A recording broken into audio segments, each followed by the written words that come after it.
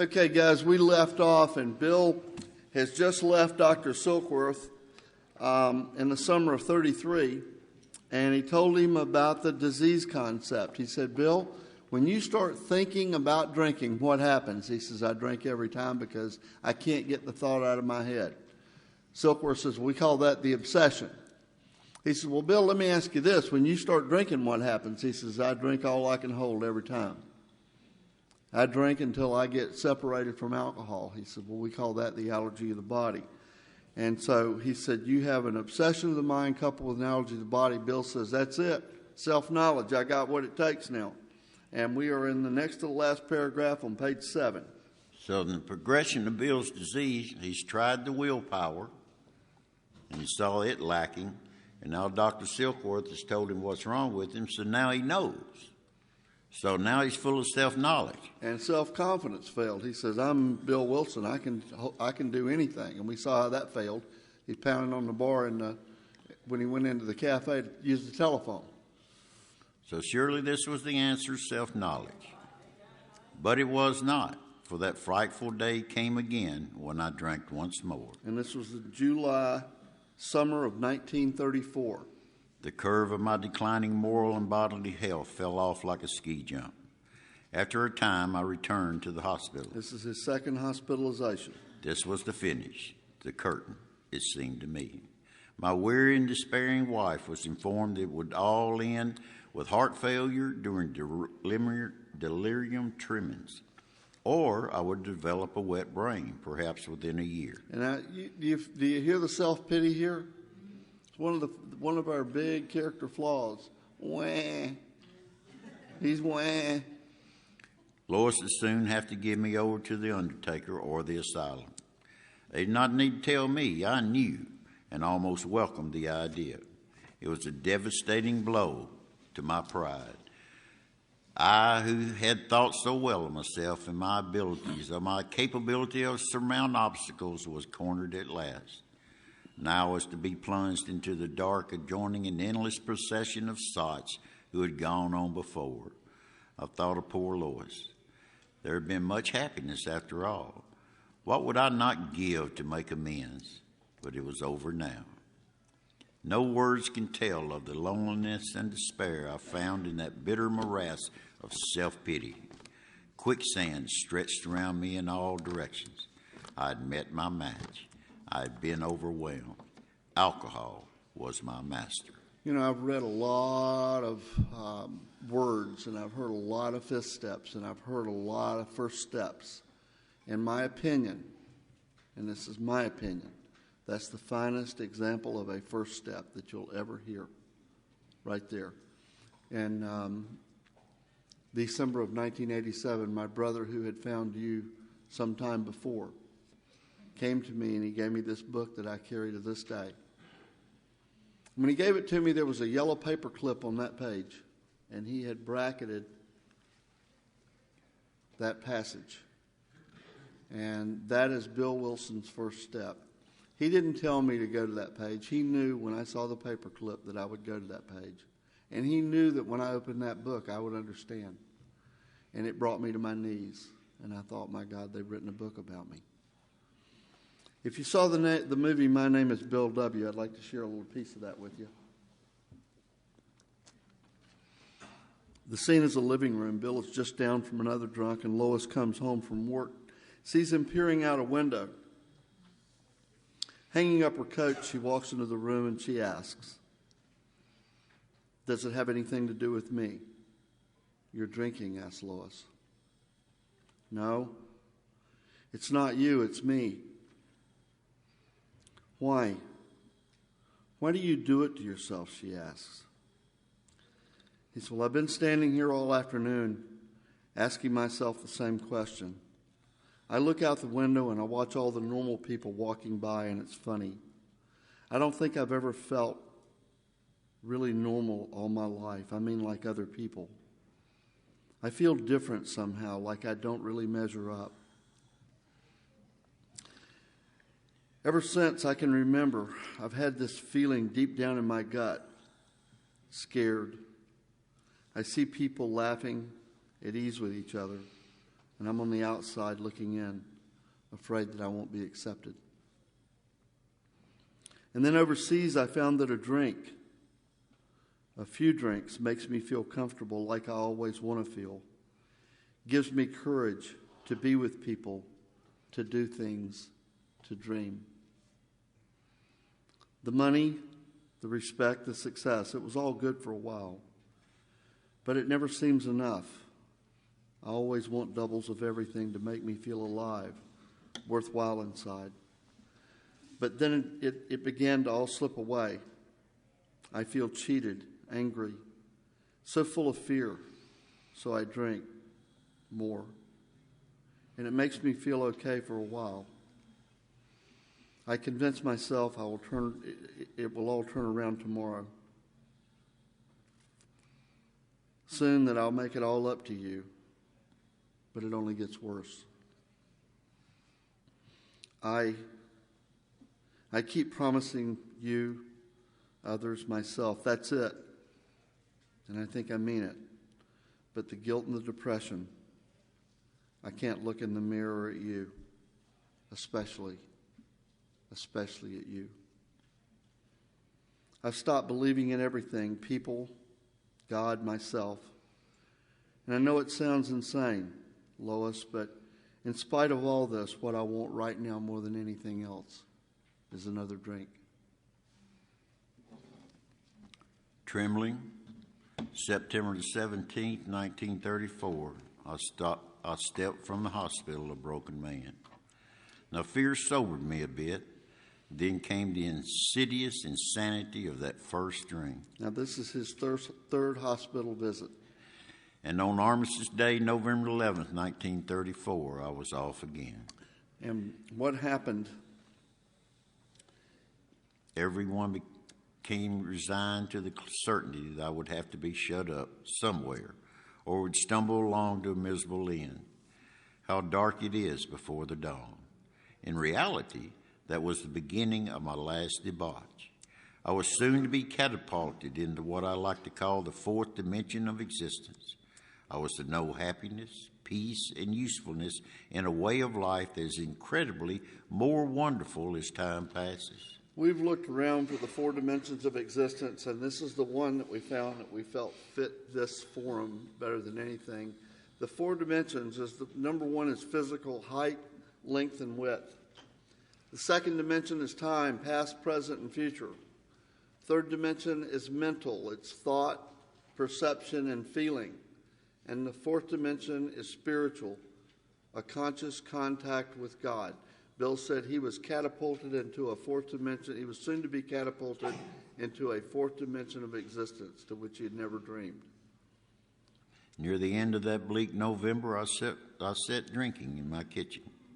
With a certain satisfaction, I reflected there was enough gin concealed about the house to carry me through that night and the next day. Lois was at work. I wondered whether I'd dare hide a full bottle of gin near the head of our bed. I would need it before daylight. My musing was interrupted by the telephone. The cheery voice of an old school friend asked if he might come over. He was sober. It was years since I could remember his coming to New York in that condition. Has everybody gotten this off the screen? No. Hang on just a second, Charlie. Okay. I need to flip the slide.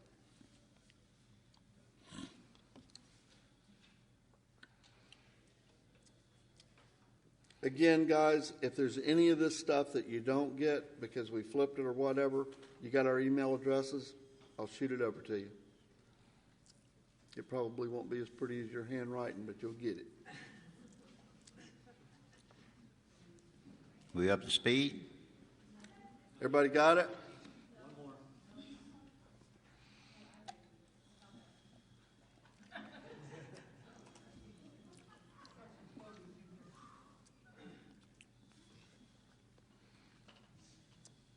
We good?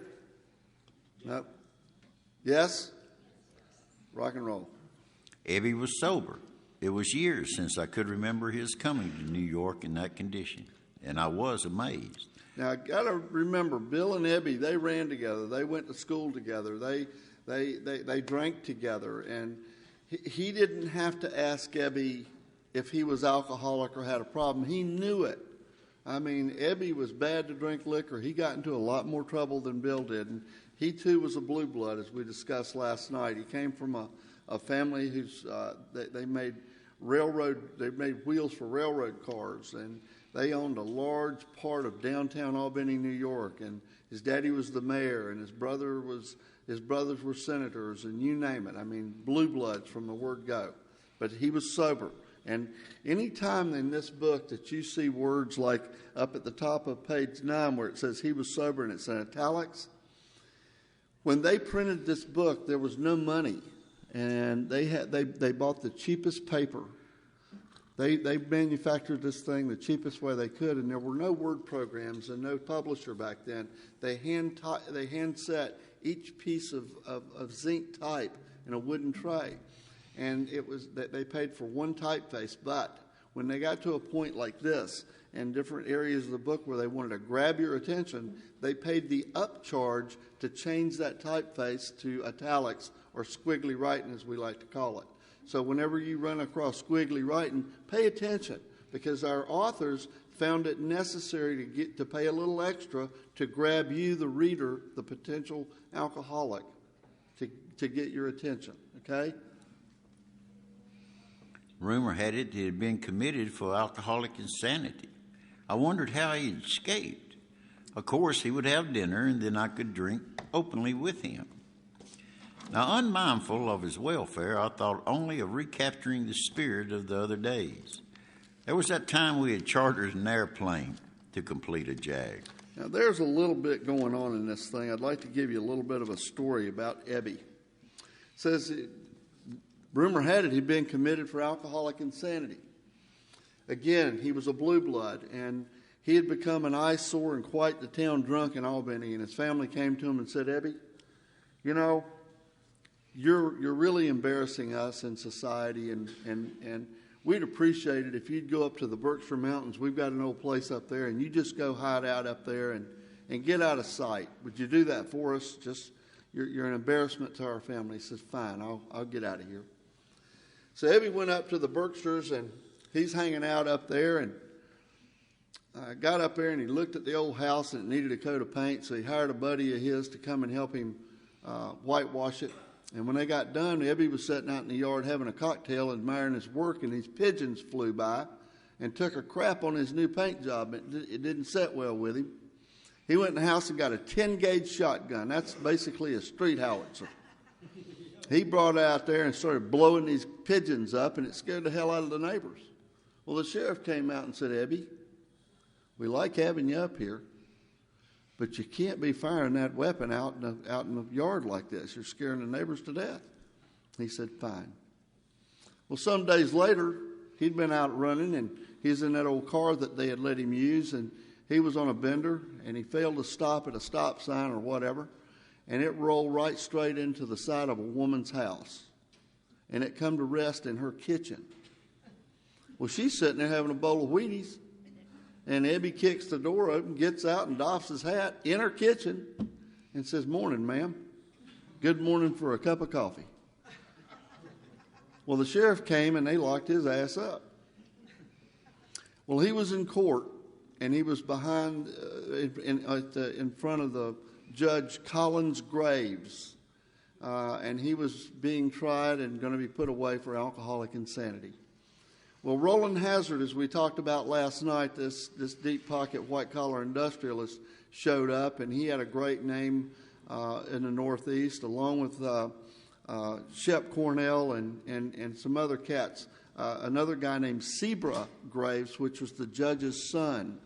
And Roland did all the talking. They called Roland the closer. And he was a Rhode Island senator. And he got before the judge, and he said, Judge, if you'll turn Ebby over to us, we have something that we think will fix his problem. And this was the Oxford Group movement. And Judge Graves says, Roland, I know you come from good family. You got a good name. And I'm going to turn him over to you, but I don't want to see him back here anymore. So they took him over to Calvary House, Calvary Church, Calvary Mission. And they put him up and feeding him in the soup line. And he had a vital spiritual or religious experience. And they said, you can keep this, but you're going to have to pass it on to others as we have done with you. And he says, I got just the guy. And that was Bill Wilson. And in Bill's story, he says, I remember that airplane, the night we chartered an airplane. Well, at Ebby's funeral, Bill did the eulogy, and this is a transcript of the eulogy. He says, then there was that absurd episode of 1929. Ebby and I were on an all-night spree in Albany.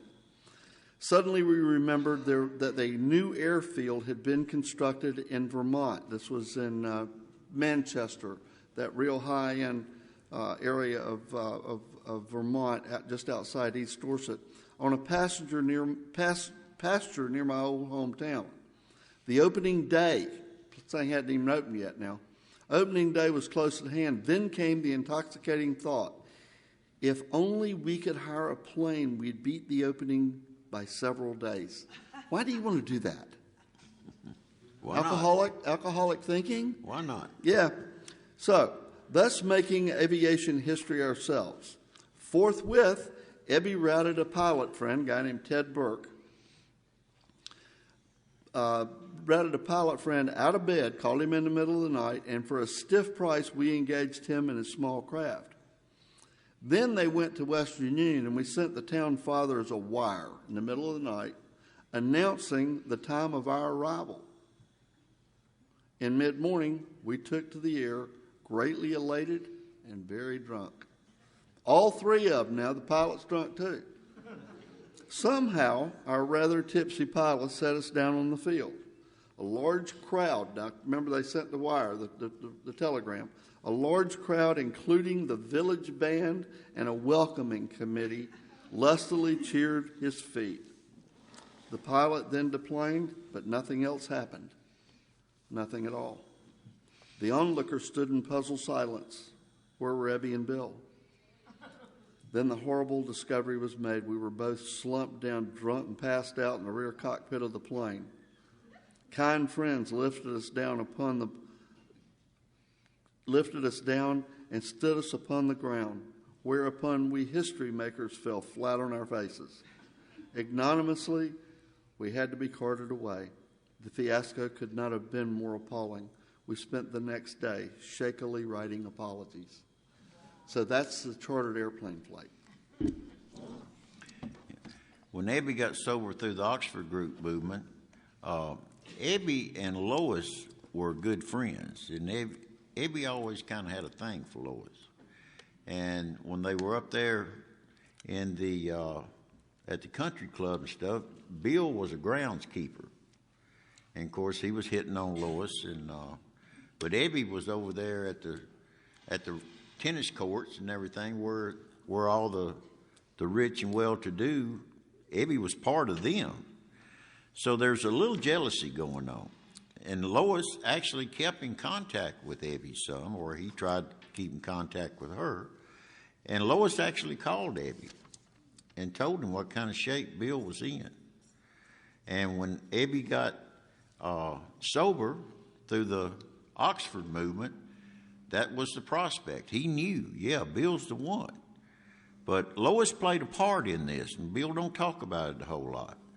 But Lois was doing everything she could, but still was staying on the outskirts and didn't want to be a big part of this. But it's Lois that got a hold of Ebby and congratulated him on his sobriety and all that, and said, I wish he could do something for Bill. And so here it is. We've done the JAG. Ebby's coming was an oasis in this dreary desert of futility, the very thing, an oasis. Drinkers are like that. Now the door opened, and there Ebby stood, fresh-skinned and glowing. There was something about his eyes. He was impeccably different. What about it? I pushed a drink across the table. He refused it. Bill was sitting there drinking gin and pineapple juice that morning. Disappointed but curious, I wondered what had gotten to the fellow. He wasn't himself. Come on, what's this all about? I queried. Ebby looked straight at me. Simply, but smilingly, he said, I've got religion. And the fact is, at that very moment, Bill said, get the hell out of my house, and threw him out. Because I was aghast. So that was it. Last summer, an alcoholic crackpot, now I suspect a little cracked about religion. But Ebby had that starry-eyed look. Yes, the old boy is on fire, all right, but bless his heart, let him rant. Besides, my gin will last longer than his preaching. But Ebby didn't rant. As a matter of fact, he told how two men had appeared in court persuading the judge to suspend his commitment. They had told of simple religious ideas and the practical program of action. All right, now you got to keep in mind at this point, Bill Wilson knows what's wrong with him. Dr. Silkworth has already told him that he had an obsession of the mind coupled with the allergy of the body. Now, Ebby comes in and tells him that the solution is a simple religious idea, and in order to keep it, you have to practice a practical program of action. So right at this very moment in time, Bill Wilson knows all three parts of the puzzle. Now, that was 2 months ago, and the result was self-evident. It worked. Bill was informed and finally knows the solution. He had come to pass his experience on to me if I would have it. Well, I was shocked but interested. Certainly I was interested. I had to be, for I was hopeless. There's that word again. It ain't got nothing to do with desperation. He talked for hours. Childhood memories rose before me. I could almost hear the sound of the preacher's voice as I sat on those still Sundays, way over there on the hillside where that pro-offered temperance pledge I'd never signed. My grandfather's good-natured contempt of some church folks and their doings. Guys, there's no dialogue going on between Bill and Ebby at this time. It's the voices in his head. What we're reading is the argument going on in Bill's head, his recollections. He had a lot of prejudice, and we're going to see how he's going yes, no, the argument. And Bill could argue with a stump and win. His grandfather's insistence that the Spears really had their music, but his denial of the preacher's right to tell him how he must listen. He believed everything that Fayette Griffith told him. His grandfather was his hero. And if his grandfather told him that it was Christmas in June, hell, Bill would hang his stocking up. He believed everything his grandfather said. His fearlessness as he spoke of these things just before he died. These recollections welled up from the past, and they made me swallow hard. And there was that wartime day in old Winchester Cathedral, and it came back again. Remember we talked about that? Something happened that was profound in that cathedral that day, and here's your second reference. In a few minutes, we're going to give a full explanation of what happened in that cathedral that day. I'd always believed in a power greater than myself. I'd often pondered these things. I was not an atheist. Few people really are. For that means blind faith in a strange proposition that this universe originated in a cipher and aimlessly rushes nowhere. Now, intellectual heroes, the chemists, the astronomers, even the evolutionists, suggested vast laws and forces at work. Now, despite contrary indications, I had little doubt about the mighty purpose and the rhyme underlying all. How could there be so much of precise and immutable law and no intelligence? I simply had to believe in the spirit of the universe, who knew neither time nor limitation. You want to highlight that sentence, and the reason being Bill is alluding to a second step proposition right there. He ain't there yet, but he's alluding to it. But that's as far as I'd gone. With ministers and the world's religions, I parted right there. When they talked of God personal to me, who was love, superhuman strength, and direction, I became irritated and my mind snapped shut against such a theory. To Christ, I conceded a certainty of a great man, not too closely followed by those who claimed him. His moral teachings most excellent. For myself, I had adopted those parts which seemed convenient and not too difficult. The rest I discarded. The wars which had been fought, the burnings and chicanery that religious disputes had facilitated made me sick. Guys, Bill Wilson, his writing right here has been it rings true from the beginning of time to now. As long as there's an Egypt, there's going to be wars and chicanery and religious dispute. And in our day and age, we think back on that dreadful day in September on September the 11th, when we remember those airplanes flying into those towers, it had nothing to do with politics. That's religious dispute. And it's been happening over in the East Bank, over in Northern Ireland, the Protestants and the Catholics. They're killing each other in the name of God. As we sit here in this room this morning, right now, somewhere in our world, people are dying in the name of God. Make no mistake. Our boys are over in foreign countries putting their life on the line because of religious dispute. Nothing to do with politics or world power. And we're writing about it, and we'll continue to write about it. Again, as long as there's an Israel and an Egypt, we're going to be writing about it and reading about it. So here we go. I honestly doubted whether, on balance, the religions of mankind had done any good. Judging from what I'd seen in Europe and since, the power of God in human affairs was negligible. The brotherhood of man a grim jest. If there was a devil, he seemed boss universe, and he certainly had me. All right, this is the part of the story where Ebby's words to Bill and his existence brings on a sense of depth and weight. Again, he didn't have to ask him, how do you know the condition I'm in? He knew that Ebby was an alcoholic, and the results of this movement he was involved in was self-evident. There was something about his eyes. And again, everything we've read in the last page and a half is going on in Bill's head. This is not conversation. This is Bill fighting his own mind. But Ebby sat before me, and he made a point-blank declaration that God had done for him what he could not do for himself. His human will had failed. Doctors had pronounced him incurable. Society was about to lock him up. And like myself, he had admitted complete defeat. Then he had, in effect, been raised from the dead, suddenly taken from the scrap heap to a level of life better than the best he had ever known. Had this power originated in him? Obviously it had not. There had been no more power in him than there was in me at that moment, and this was none at all. Now that floored me. It began to look as though the religious folks were right after all.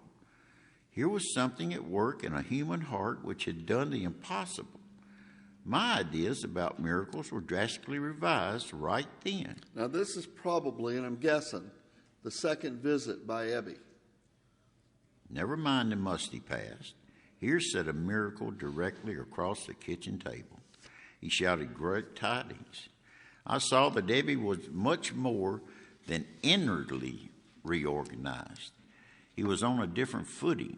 His roots grasped new soil. And this is the kitchen table where all this is going on. This table was actually in 182 Clinton Street. And the picture, the color picture, is at Stepping Stones. And we've actually sat at that table, but that's the table that used to be at Clinton Street before it was foreclosed on. Now, despite the living example of my friend, there remained in me the vestiges of my old prejudice. And there's your definition of prejudice, a preconceived idea that disallows new information. The word God still aroused a certain antipathy. Antipathy is angry resentment or hostility. When the thought was expressed that there might be a God personal to me, this feeling was intensified. I didn't like the idea.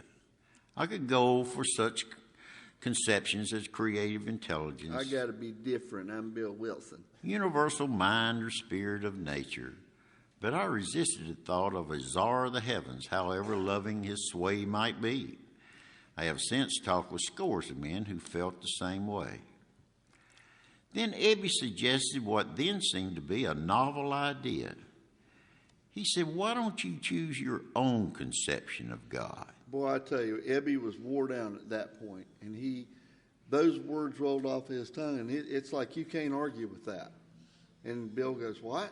He says, yeah, choose your own conception of God, Bill. I'm done with you. He says, you can do that? You can do that? And then what did he do, Charlie? Well, the statement hit me hard. It melted the icy intellectual mountain in those whose shadows I had lived and shivered for many years, and I stood in the sunlight at last. What Ebby did with that statement was give Bill the packet to Alcoholics Anonymous 101. Bill Wilson received his God. And here's your God, Bill. Here's your God.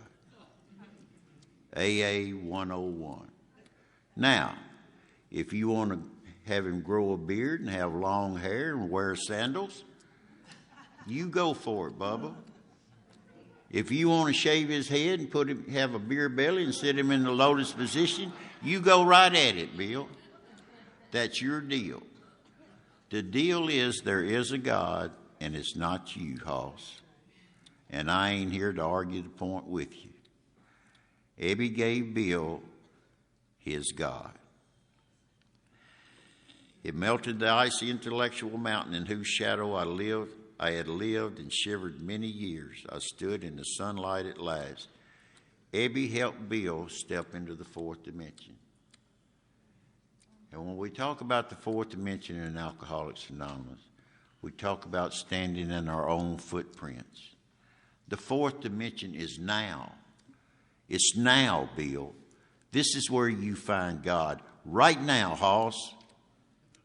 You don't have to know everything about it, but you got to have him, Bill. This is where now is the fourth dimension. You have no other. We're in the now, right now. We're all standing in our fourth dimension of existence. We don't have to worry about yesterday. We don't have to be afraid of tomorrow. There's no resentments. There's no fears. There's no self-seeking. There's no self-centeredness. There's no inconsideration. There's no fears. There's no dishonesty in the now. You're all right now, Bill. Find God now, Bill. Let's don't argue about anything else. And that hit Bill hard. And here's Bill's second step, if you're following along how he's doing the work. It was only a matter of being willing to believe in a power greater than myself. Nothing was more required of me to make my beginning. I saw that growth could start from that point. Upon a foundation of complete willingness, I might build what I saw in my friend. Would I have it? Of course I would. This is the arch chart. This is in your packet. And the first step is your foundation. This building, now, we're on a basketball court made out of wood, but underneath here is a slab of concrete. And if you look above you, there's a lot of structure. There's a lot of steel. There's a lot of pipes and wiring. And when they decided to build this building, they had to think it out. They had to pour this slab on a day where it wasn't going to be raining, where it wasn't going to be too cold. It had to be an atmospherically perfect day to pour a slab because they knew they were going to build this giant structure. And it had to be safe for us because we were going to come here to worship and learn how to not drink whiskey a day at a time.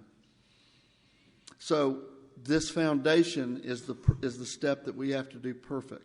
Because upon it, Joe and Charlie put together this arch chart. This is the arch through which we pass to freedom. And the first step is our foundation. And this is what we're talking about.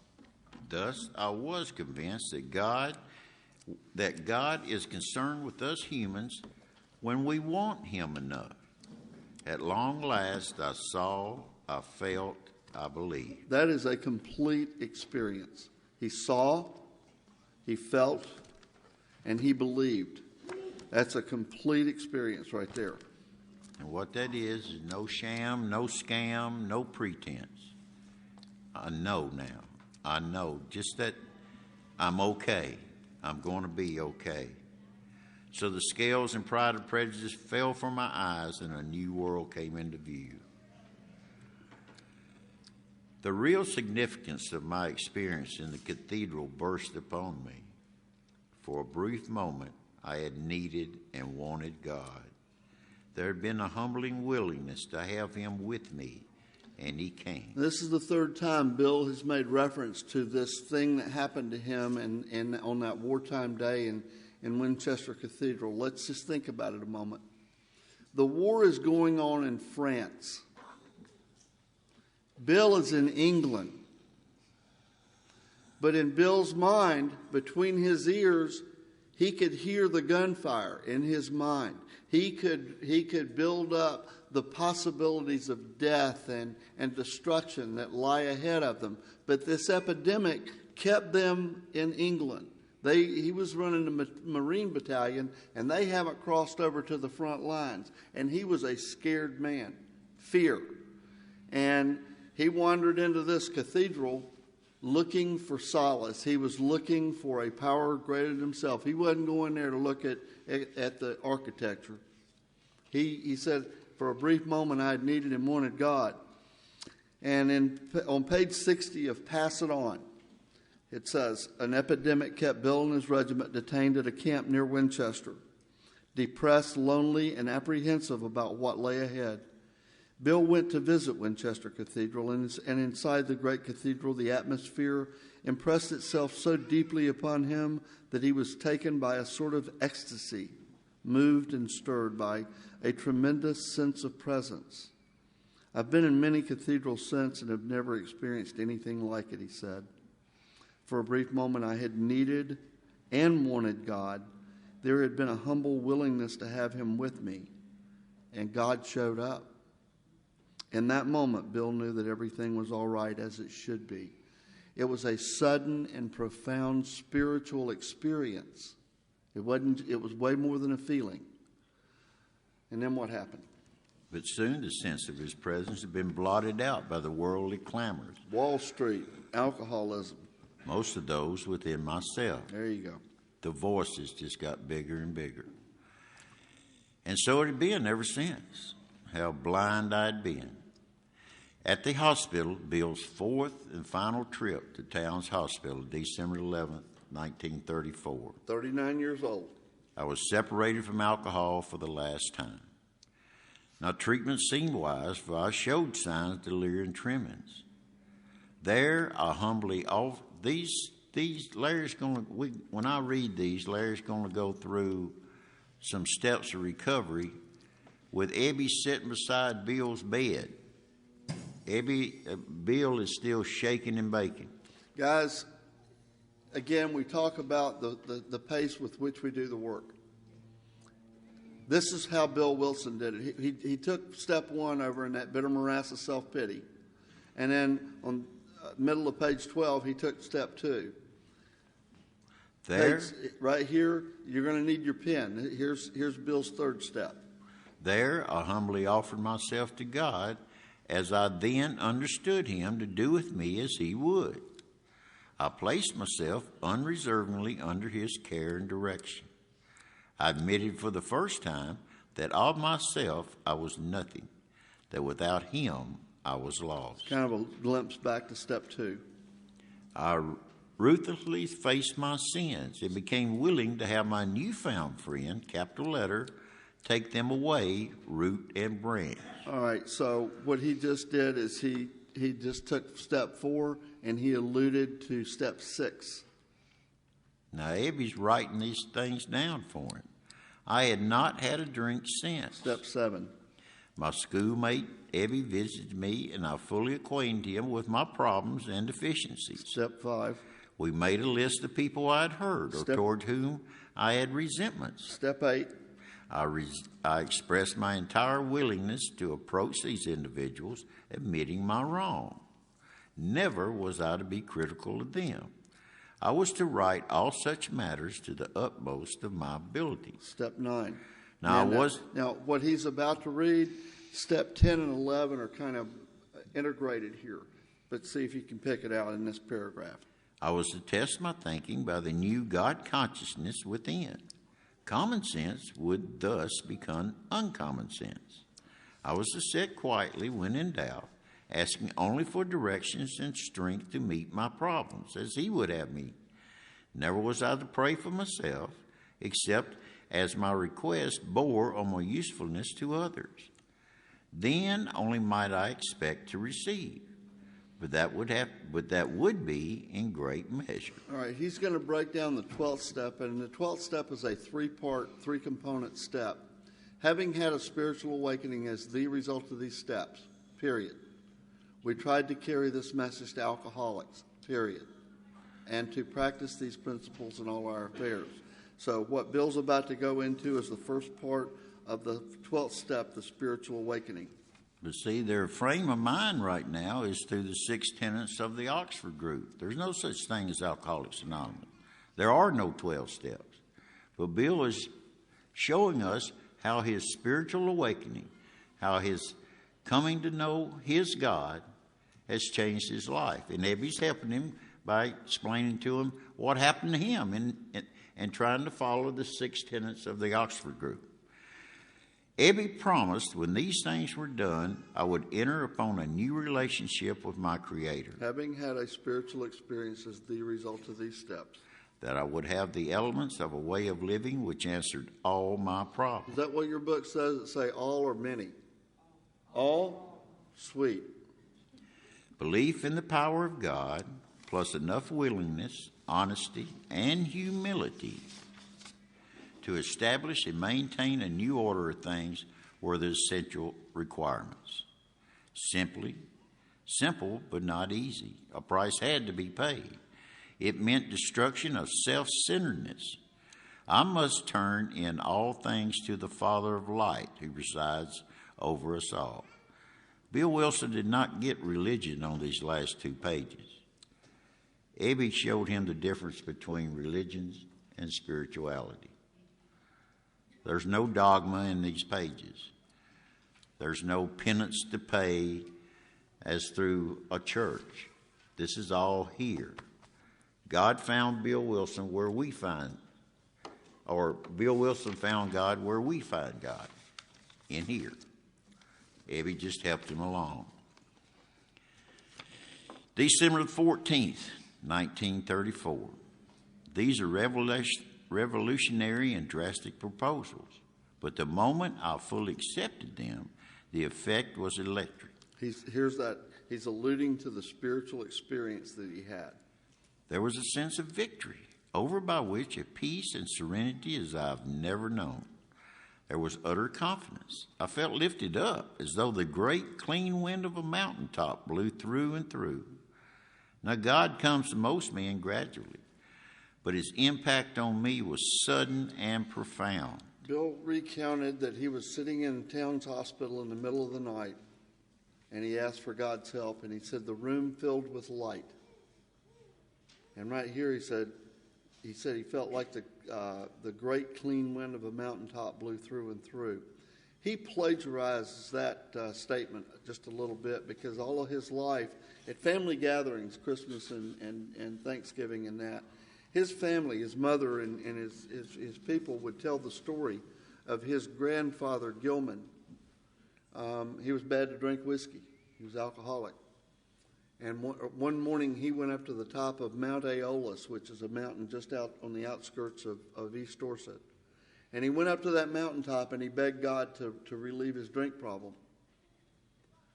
And he said that he felt as though the great clean wind of that mountaintop blew through and through. He felt perforated.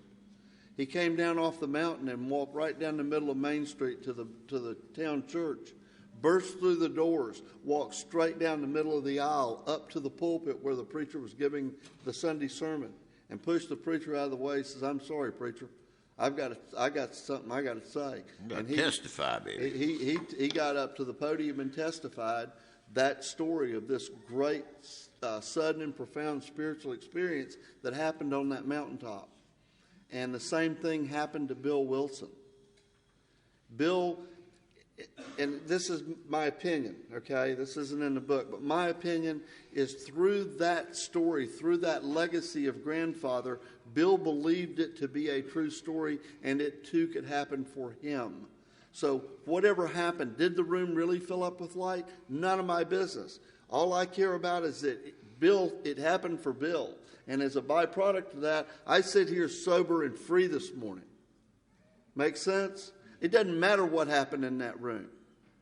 It was his reality, and I'm in. Now, for a moment, I was alarmed, and I called Dr. Silkworth to ask if I were sane. Silky listened in wonder as I talked. Finally, he shook his head and said, "Something's happened to you, and I don't understand, but you'd better hang on to it. Anything is better than the way you were." The good doctor now sees many men who have had such experiences. He knows that they are real. All right, Bill's about to talk to us about the second part of the 12th step. We tried to carry this message to alcoholics. And I had a guy that had 100 years sober one day, just out of the blue, showed me something. He says, Bill Wilson is laying in a hospital coming out of delirium tremens with a head concussion, and he has his first glimpse at what we now know as Alcoholics Anonymous. Here's what it says. Yeah. And Ebby's also alluded to him that he had to carry this message and find another Bill. That was the Oxford group tenants. While I lay in the hospital, a thought came that there were thousands of hopeless alcoholics who might be glad to have what had been so freely given to me. Perhaps I could help some of them. They, in turn, might work with others. Third part of the 12th step. Practice these principles in all your affairs. Ebby had emphasized the absolute necessity of demonstrating these principles in all my affairs. And that's not just in here. This is out there putting up the shopping carts. What Ebby is trying to talk to Bill about, it's not between the Serenity Prayer and Lord's Prayer, Bill. It's between the Lord's Prayer and the Serenity Prayer is where the rubber meets the road. Particularly, this was imperative to work with others as he had worked with me. Faith without works was dead. How appalling true for the alcoholic. Now, faith without works is dead. They were studying the book of James, and it's mentioned in here a few times, and that's where that comes from. For an alcoholic failed to perfect and enlarge his spiritual life through the work and self-sacrifice of others, he could not survive the certain trials and low spots ahead. Certain trials and low spots, that means they're coming. And I got to tell you, I'm not just saying this because I'm in Southern California with y'all, but this Chapter 7 group is a great example of what they're talking about right here. These men and women are so self-sacrificing. It's recharged me. I got work to do when I get home. Thanks, Tyler. If he did not work, he would surely drink again. And if he drank, he would surely die. That's a promise. Then faith would be dead indeed. With us, it's just like that. Lois and I abandoned ourselves with enthusiasm to the idea of helping other alcoholics to a solution of their problem. All right, let me break that down for you a little bit. It says Lois and I abandon ourselves. Let's say that today we are all out here off the coast and we're in a 50-foot boat. And we're doing this book study on board the boat. And all of a sudden we hit an object and knock a hole in the hull and that boat starts taking on water. We got a couple of choices going on here. We can grab one of these styrofoam cups and start bailing water, or we can put on one of those orange flotation devices and abandon a hopeless situation. And Bill says, my wife and I abandoned ourselves, this old way of life, with enthusiasm. Break that down in Latin. En is with, thus, God. We abandon ourselves with God to the idea of helping other alcoholics to a solution of their problems. Their problems is alcoholism. It was fortunate for my old business associates remained skeptical for a year and a half, during which I found little work. I was not too well at the time and was plagued by waves of self-pity and resentment. This sometimes nearly drove me back to drink, but I soon found that when all measures failed, work with another alcoholic would save the day. There's some clear-cut direction and promise. Now, many times I have gone to my old hospital in despair. On talking to a man there, I would be amazingly lifted up and set on my feet. Here's another promise. It's a design for living that works in rough going. Now, we commenced to make many fast friends, and the fellowship has grown up among us, of which it is wonderfully thing to feel a part. The joy of living we really have. Not what that we think we have or that we're going to have. The joy of living we really have. Even under pressure and difficulties. The first year of Bill Wilson's sobriety, well, probably about the first 3 years, they lived in about 50 different places. They couched they lived on people's couches and lived in little broom closets, and they had no place to live. Now, Bill's stone cold sober now. Bill's had a spiritual awakening, and they're in worse shape than they ever been in their life. But if it wasn't for Lois, Bill would have drank again, because she kept the faith. And when it said, I ain't helping a dadgum soul, she said, yeah, but you're sober, Bill.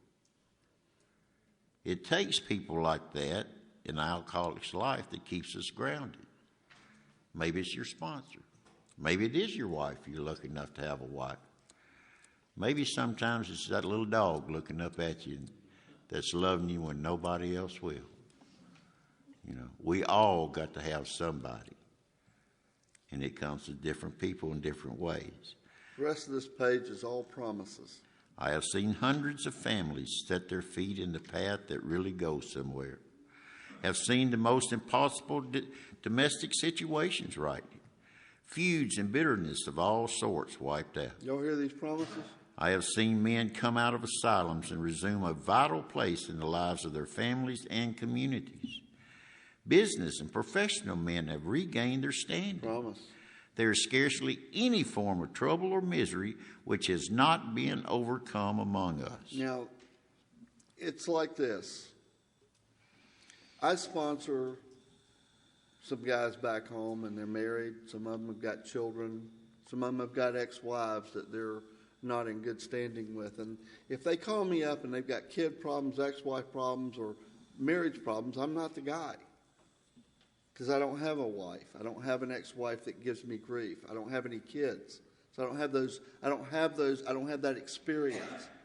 And I'm not going to put their life and their welfare at risk by saying, well, let me tell you what I think. I give them my sponsor's number. I give them Charlie's number or whatever, because there's scarcely any form of trouble that hasn't been overcome amongst us. A great story is my old partner, Christian. He had a fiance that had a pretty bad stroke, and she wasn't going to make it. And he went to my sponsor. He went to my sponsor. My sponsor says, "Call Mike Grundy over in Vista, California." He said, "I don't want to talk to Mike Grundy.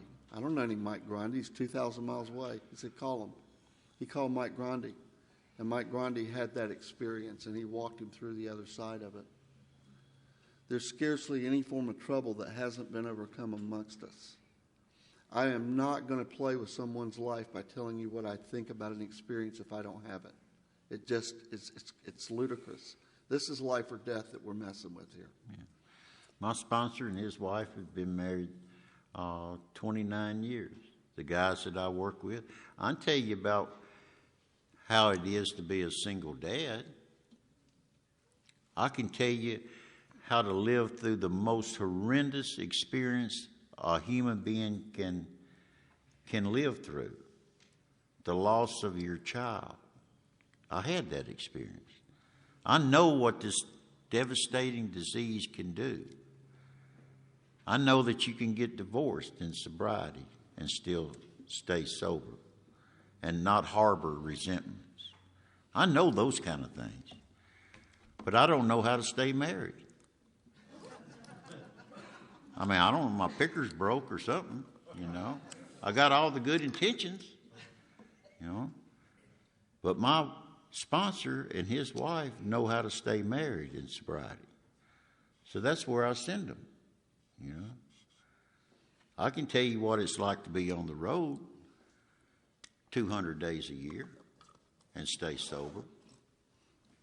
I can tell you that, you know. But what Larry is talking about and what I totally agree with, we stay in our own hula hoop. Being a sponsor does not give you the privilege to run somebody's life. You know, I hear it all the time. I said, "Dadgum, I've heard your story." And all of a sudden, you ain't got no whiskey on your breath, and you telling these guys how to dress, how to act, who to talk to, who not to talk to, what meetings you can go to, and what meetings you can't go to. Where do you get off? Get over your bad self. I got to get off my high horse. In a western city and its environment, there are over 1,000 of us and our families. We're talking about Akron and Cleveland. Cleveland actually had the bigger center and the bigger success rate early on than New York and Akron put together. And the reason being, Clarence Snyder was cracking the whip, and they had sponsorship dialed up in those two cities. Or in that city, I'm sorry, in Cleveland. We meet frequently or have meetings so that newcomers may find the fellowship they seek. Hang on a minute. Very important. Hold on. Why do we meet frequently? Well, that's so the newcomers may find the fellowship they seek. This is not a place to go talk about those shitty little kids that won't behave? No, sir. How about broken weed whackers? Not in here. How about them shopping carts that roll across the parking lot and dip my car door, damn it? Oh, no. Why do we meet? Well, so the newcomers can see the fellowship he seeks. What's wrong with 1 hour? Talk about the solution. God. IHOP's open 24 hours a day. There was about 25 of us over there last night, and we talked about everything. Talked about from riding motorcycles up in the mountains to people going on cruises to people looking for a job, people trying to get a home to live in. Talked about everything. In this meeting, in this hour, can't we just dedicate it to the solution? What is so wrong with that? You know, new guy, we were all new. We've sat in these chairs for the first time. Everybody in this room, we walked in for the first time. And damn it, Charlie. When I came to my first meeting, somebody gave me a ride. I don't know nothing about no A&A. I don't know if y'all are a cult. I don't know what. Am I going to have to wear a pith helmet and go out in the jungles and fight the Swahilis? Have I got to participate in the Sunday bake sale? What is this? I had contempt, I had prejudice, and I had prior preconceived ideas when I was in that parking lot, and y'all were on this side of the door. And when I walked in, I didn't know what you were going to look like. Were y'all going to be wearing robes? Were you going to be naked? Were y'all going to stab me with something or draw blood? What was I going to do? I knew nothing. I didn't come from a treatment center environment. I was scared, but I was dying. I didn't have any choice. And when I walked in here and you start talking about weed whackers and dented car doors and shitty little kids, I'm thinking, hell, I can go back to the bar and hear this. Guys, I beg you, with everything in me, be cognizant, because there's a new guy or gal walking in that door and they're dying. They're looking for solution. I don't need to be telling my war stories. My war stories have got two places. At that podium, when I'm sharing with you what I used to be like, what happened to me, and what God is doing with me today. And the other one is when I'm sitting with a newcomer and identifying what he may be dying from. It has no place within the confinement of an open discussion meeting. Do you hear me? And this is just my very strong opinion. We're killing our young. We're killing off our new people, and we're not teaching them. The book says the practice and teaching of our 12 steps.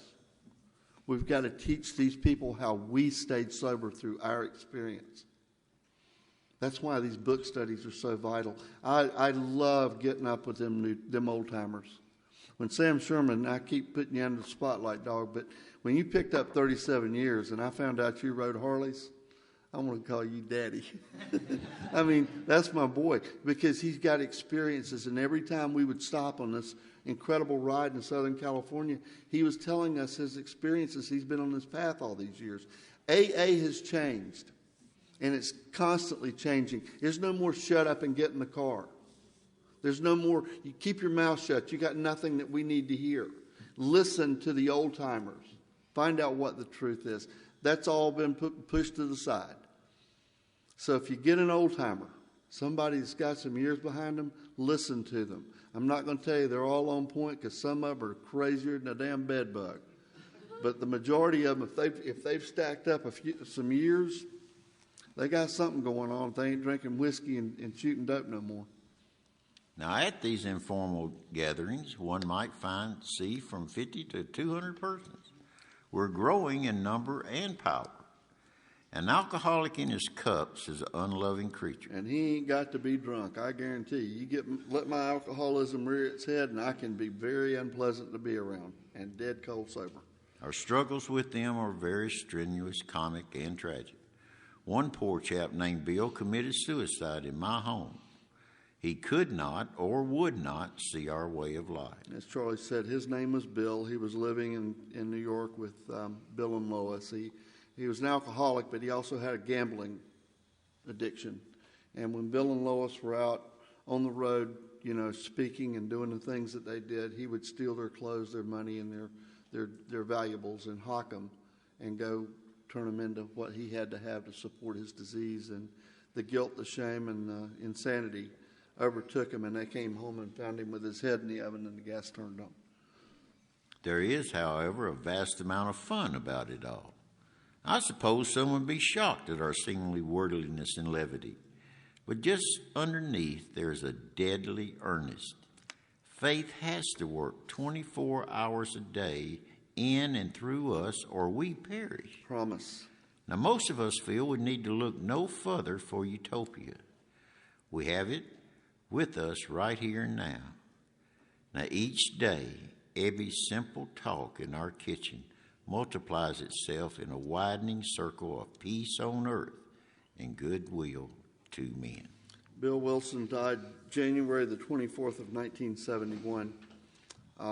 Lois, she had a stroke in midlife, in her 40s, and she was a very beautiful, vibrant woman.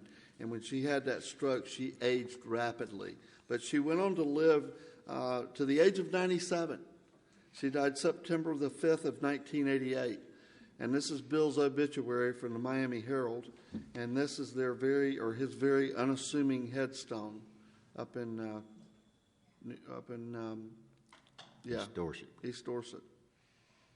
If you see that cup, look like a styrofoam cup sitting there at the bottom of his headstone.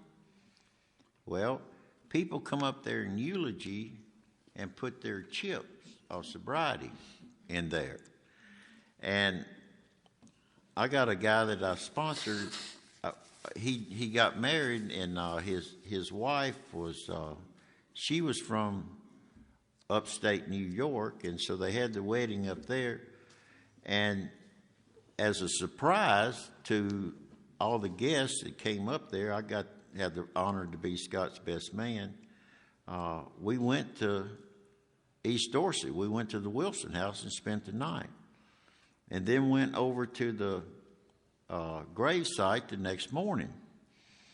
That night we was going to have a meeting at the Wilson house, at the carriage house, and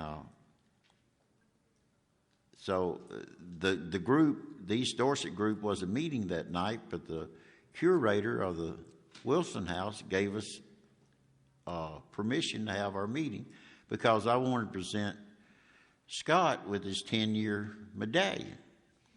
So we all had our meeting and everything was wonderful, but this young couple walked in and sat down and had a meeting with us. They sat in on the meeting, and there was a local lady that came, and she was sitting there. She was from the East Dorset group. Well, we had a meeting, and then I said, well, we don't have any chips, but we have this one special chip.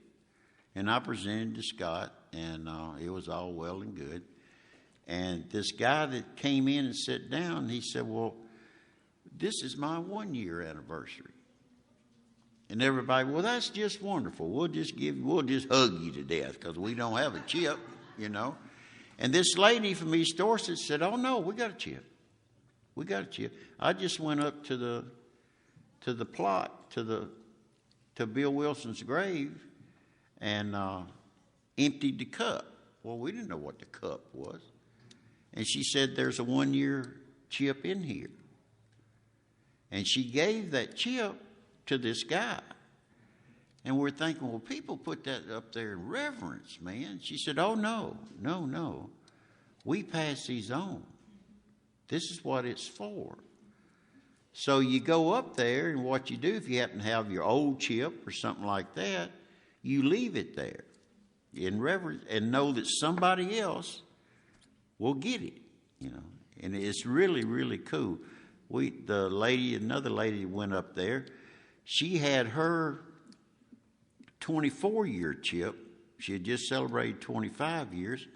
So she left her 24 and kept her 25. And her sponsor was celebrating 32 when we got back to Georgia. And she looked in there and found a 32-year medallion and brought it back to Georgia and gave it to her sponsor.